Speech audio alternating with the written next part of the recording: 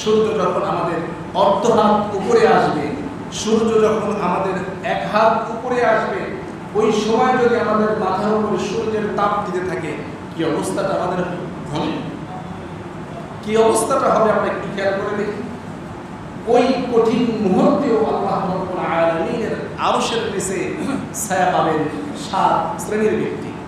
তার মধ্যে একটা হচ্ছে ওই ব্যক্তি রাজুলুন কলবুহু মুআল্লাকুম বিল মাসাজিদ, যার অন্তরটা মসজিদের সঙ্গে সর্বক্ষণ লাগানো থাকবে।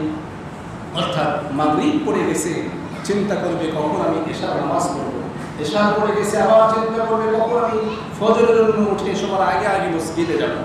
শুধু এই নয় যে জুমার নামাজে গিয়ে মসজিদ ভরে ফেলবো, কি বলেন, এবং সবার আগে আগে কিভাবে মসজিদ থেকে বের হয়ে যাব, এই চিন্তা নিয়ে